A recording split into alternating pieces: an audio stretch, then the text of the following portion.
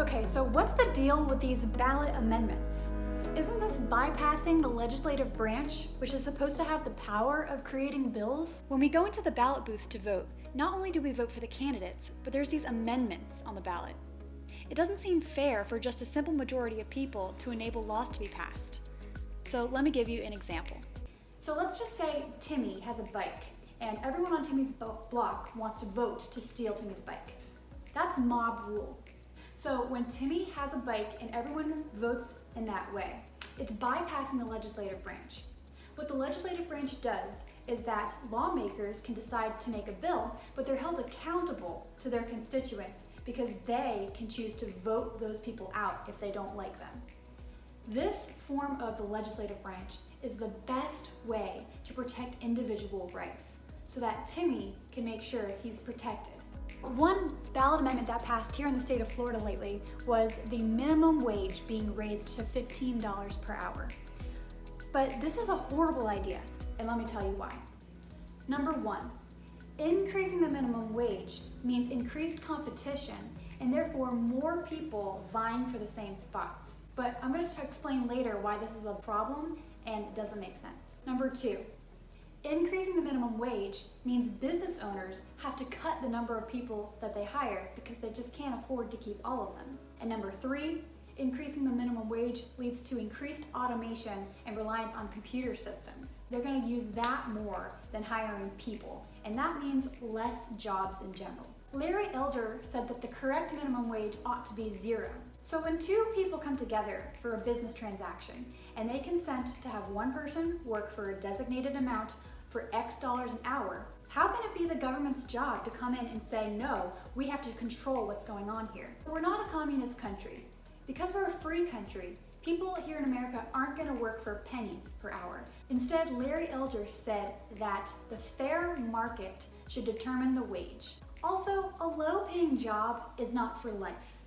The low-paying job will always lead to the next job and the next job, which will set you on a ladder of getting to the best job that you want to ultimately get to. It's a risk for a company to take you on board when you don't have any skills, but it's a value for you because you're going to get better and better experience and work your way up to a better job. Some people might say, isn't it racist to be against raising the minimum wage? It's actually not.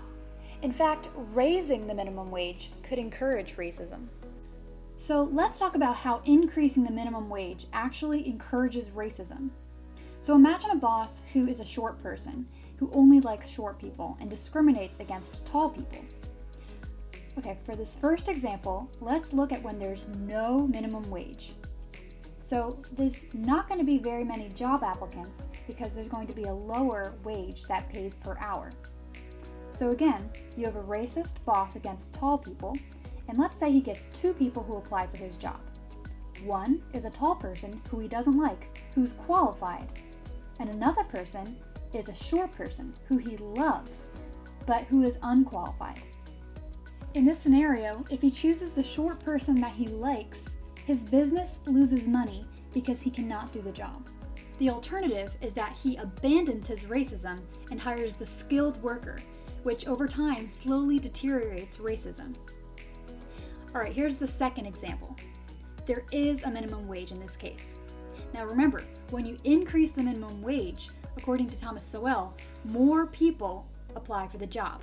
There's a higher wage, so more people will want to come.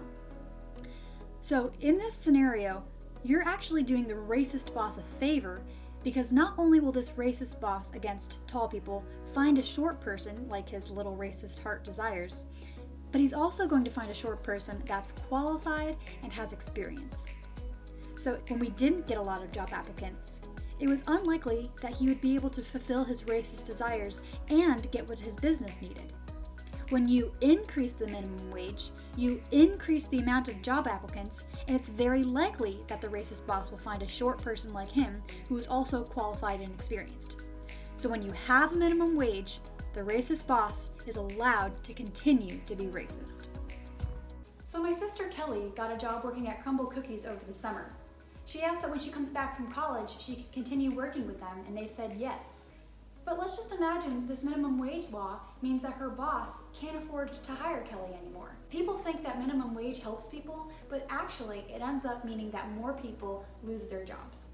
So this ballot amendment is a bad idea because, again, it bypasses the legislative branch, which is the rightful place where laws should be made. We have a genius constitution that puts checks and balances on our government. But when we have all of these ballot amendments, executive orders, and activist judges who legislate from the bench, it takes away those legislative powers from the branch that it was given to. We need to go back to our constitutional foundations and respect our Constitution again so that we can have individual rights protected and we can keep all of these powers in check.